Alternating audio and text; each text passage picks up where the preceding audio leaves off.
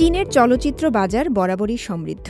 তারই ধারাবাহিকতায় ২০২৪ সালে সাংস্কৃতিক কার্যক্রম ও চলচ্চিত্র থেকে আয় হয়েছে প্রায় ৮০ বিলিয়ন ইউয়ান, যা গত বছরের তুলনায় ৭.৬% বেশি। চীনের জাতীয় পরিসংখ্যান ব্যুরোর তথ্য অনুযায়ী এ বছরের প্রথম ৩ মাসে আয় বৃদ্ধির এই ধারাবাহিকতা অব্যাহত আছে।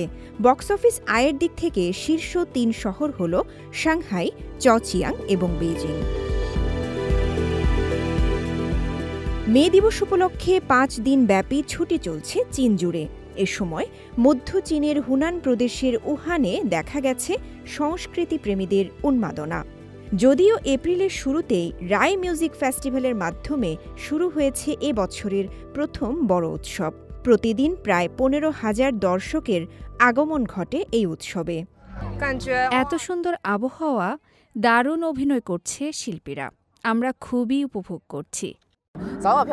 টিকিট বিক্রি শুরু করার সঙ্গে সঙ্গেই আর্লি বার্ড টিকিট বিক্রি হয়ে যায়। মজার বিষয় হচ্ছে, অর্ধেকের বেশি দর্শক স্থানীয় নয়, তারা এসেছেন চীনের বিভিন্ন শহর থেকে, এমনকি বিদেশ থেকেও। এই উৎসবে দর্শনার্থীরা সঙ্গীতের পাশাপাশি উপভোগ করেন আর্ট মার্কেট, ইনস্টলেশন ও নানা ধরনের মজার খাবার। সবচেয়ে জনপ্রিয় ছিল ইনফ্ল্যাটেবল পিকনিক লাউঞ্জার।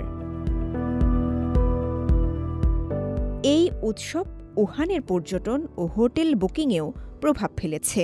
হুয়াংপি জেলার কাছাকাছি ভ্রমণকারীর সংখ্যা আগের মাসের তুলনায় ৯% বেড়েছে এবং আয় বেড়েছে ১০%-এরও বেশি।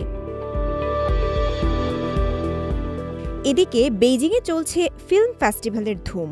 এপ্রিল জুড়ে ফিল্ম থিম ফেয়ার ও ডিসকাউন্ট সহ চলছে বেইজিং ইন্টারন্যাশনাল ফিল্ম ফেস্টিভ্যাল। সিছং জেলায় জনপ্রিয় হয়েছে সিনেমা হোয়াইট প্যাগোডা লাইটের থিমে সাজানো টেরেস কফিও। লাং ইউয়ান স্টেশনে প্রতিদিন গড়ে ৩৫,০০০ জনেরও বেশি যাত্রী আসছেন, যা আগের তুলনায় ১৫% বেশি। উৎসব ও সাংস্কৃতিক কর্মকাণ্ড চীনের অভ্যন্তরীণ পর্যটন ও ব্যবসা বাণিজ্যকে চাঙ্গা করে তুলেছে। মে দিবসের ছুটিগুলোতেও এই ধারা অব্যাহত থাকবে বলে আশা করছেন সংশ্লিষ্টরা। রওজে জাবিদ ঐশী, সিএমজি বাংলা।